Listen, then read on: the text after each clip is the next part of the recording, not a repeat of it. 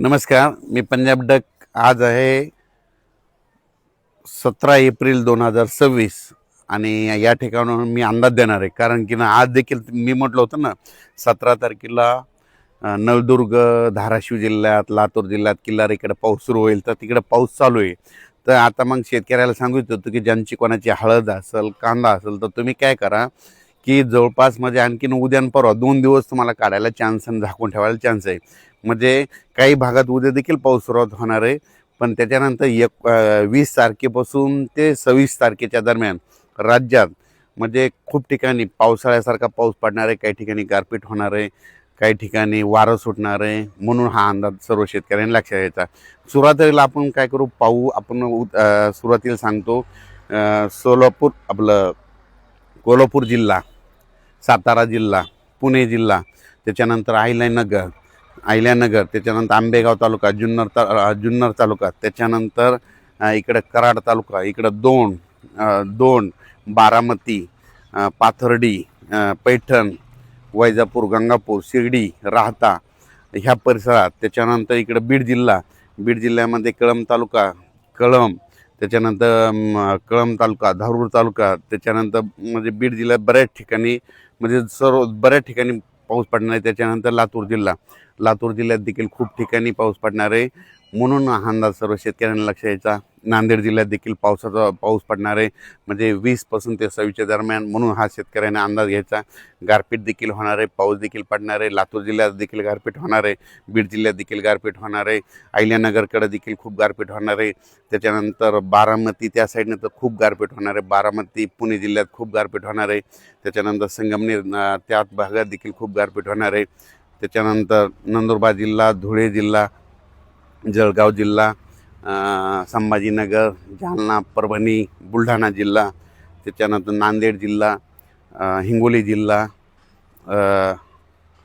ह्या भागात देखील 20 ते 26 एप्रिलच्या दरम्यान पाऊस पडणार आहे. म्हणून हा अंदाज सर्व शेतकऱ्यांनी लक्षात घ्यायचा. तसेच अमरावती जिल्हा, अकोला जिल्हा, वर्धा जिल्हा, भंडारा जिल्हा, त्याच्यानंतर यवतमाळ जिल्हा,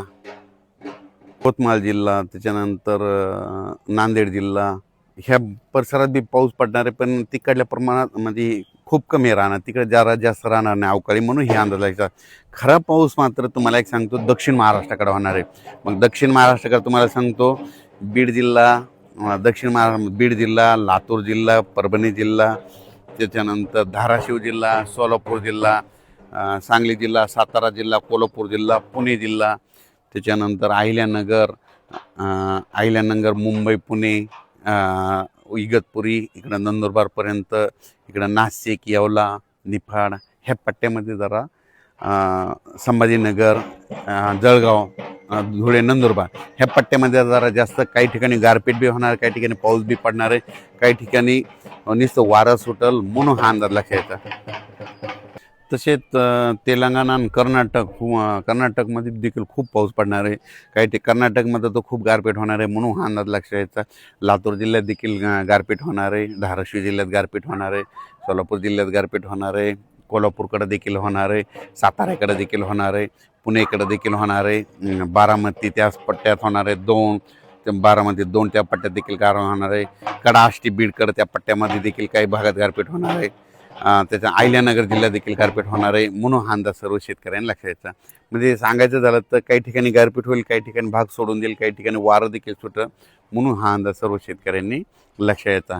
आणि ज्यांचा कोणाचा कांदा असेल, हळद असेल, तर तुम्ही काय करा आणखीन 2 दिवस म्हणजे उद्याची 18 आणि परवा दिवशी 19 2 दिवस आणखीन शेतकऱ्यासाठी चान्स आहे.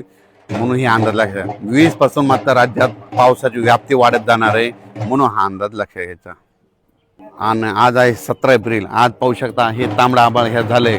जर तांबडा आभाळ झालं, आता तुम्हाला शेतकऱ्याला सांगतो ज्या ज्या ठिकाणी असं तांबडा आभाळ आज होईल, उद्या होईल की आणि परवा देखील होईल, 19 तारखेला होईल, त्या ठिकाणी वाटल्यास त्याचा फोटो काढून ठेवायचा. बघा 3 दिवसात पाऊस येते की नाही हे अंदाज तुम्हाला निसर्ग देत आहे. कांद्यावरचे जे शेतकरी आहेत उत्तर महाराष्ट्राखाली म्हणजे नंदुरबार जिल्हा, धुळे जिल्हा, जळगाव जिल्हा, नाशिक जिल्हा, निफाड जिल्हा, येवला तालुका, अंदोरसूर, त्याच्यानंतर शिर्डी, राहता, कोपरगाव, राहुरी त्या पट्टा, त्याच्यानंतर संगमनेर तालुका, त्याच्यानंतर इकडं बीड जिल्ह्यामधले कांद्यावाले शेतकरी, त्याच्यानंतर दोन जिल्ह्यातले कांद्याचे शेतकरी, पुणे जिल्ह्यातले कांद्याचे शेतकरी, सातारा जिल्ह्यातले कांद्याचे शेतकरी, त्याच्यानंतर कराड भागातले कांद्याचे शेतकरी, त्यांनी काय करायचं, आणखीन तुम्हाला उद्याच्या दिवस चान्स आहे झाकून, उद्या काढून दुपारपर्यंत झाकून. मात्र परवा मात्र सोमवारपासून मात्र राज्यात चांगलं पावसाचं स्वरूप वाढत जाणार आहे, म्हणून हा अंदाज लक्षात घ्यायचा. अचानक वातावरण झालं तर परत एक मेसेज दिला जाईल. धन्यवाद. जो हा हवामान अंदाज आहे हे माझ्या गावाहून दिलेलं आहे. तर पाहू शकता हे आमचं यातलं मंदिर आहे आणि हे माझं घर आहे आणि हे संपूर्ण गाव आहे आमचं. हे आमचं गुगळी धामणगाव गाव आहे. या ठिकाणाहून हे अंदाज दिलेला आहे.